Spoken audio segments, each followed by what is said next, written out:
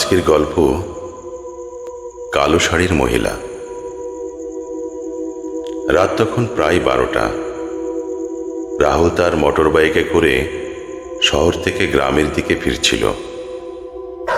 রাস্তা ফাঁকা, শুধু মাঝে মাঝে কুকুরের ডাক শোনা যাচ্ছিল। শীতকাল, চারপাশে কুয়াশার চাদর। রাস্তার দুপাশে সারি সারি বিশাল গাছ, তাদের ছায়া রাস্তার উপরে এক অদ্ভুত অন্ধকার সৃষ্টি করেছে। রাহুল একটু তাড়াতাড়ি ফিরতে চাইছিল, কারণ মা তাকে বলে দিয়েছিলেন, বেশি রাত করে ফিরবি না, ওই রাস্তা ভালো না।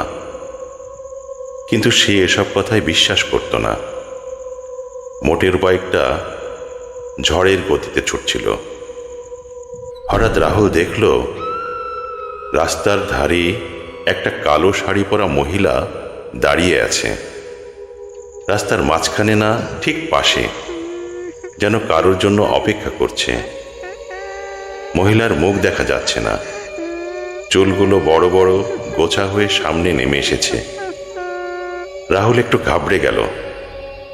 এত রাতে এখানে কেউ কি করছে? তবুও সে বাইক থামিয়ে জিজ্ঞেস করল, আপনি কোথাও যাবেন?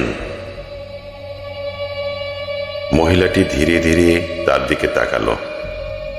ঠান্ডা বাতাস বইতে লাগলো। চারপাশের কুয়াশা যেন ঘন হয়ে এলো। কোনো কথা না বলে মহিলাটি আস্তে আস্তে এগিয়ে এসে বাইকের পেছনে উঠে বসল। রাহুলের গা ছমছম করছিল। মহিলার শরীর থেকে একটা অদ্ভুত ঠান্ডা অনুভূতি আসছিল, যেন বরফের স্পর্শ। কিছু দূর যাওয়ার পরে রাহুল অনুভব করল, মহিলার ওজন যেন ধীরে ধীরে বেড়ে যাচ্ছে। প্রথমে হালকা মনে হলেও এখন মনে হচ্ছে কেউ যেন একটা ভারী পাথর তার বাইকের পেছনে বসিয়ে দিয়েছে। বাইক চালানো কঠিন হয়ে পড়ছিল। তবুও রাহুল সাহস করে বলল, আপনি কোথায় যাবেন? কিন্তু কোনো উত্তর এলো না। রাহুল একটু ভয় পেয়ে পেছনে তাকালো। আর তখনই সে দেখতে পেল, মহিলার কোনো মুখ নেই।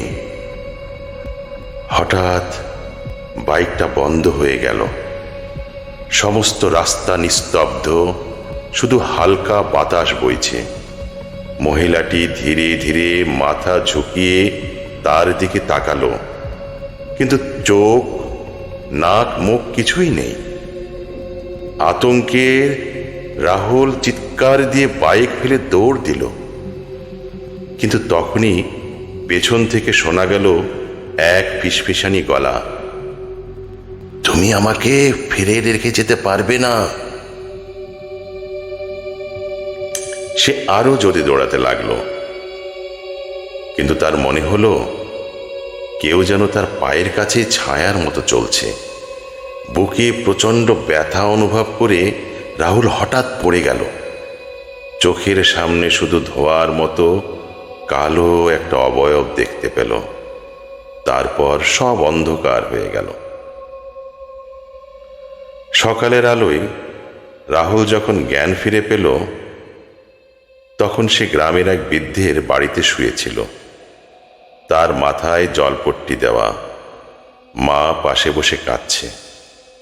লোকজন বলল, ভোরবেলা এক রাখাল তাকে রাস্তার পাশে অচেতন অবস্থায় পেয়েছিল। কিন্তু সবচেয়ে অদ্ভুত ব্যাপার হলো, সে যেখানে অজ্ঞান হয়েছিল সেখানে নাকি কোনো বাইক পাওয়া যায়নি। পরে জানা গেল, কয়েক বছর আগে ওই রাস্তায় এক নববধূর দুর্ঘটনায় মৃত্যু হয়েছিল। বলা হয় সে এখনো মাঝরাতে পথচারীদের অপেক্ষায় দাঁড়িয়ে থাকে।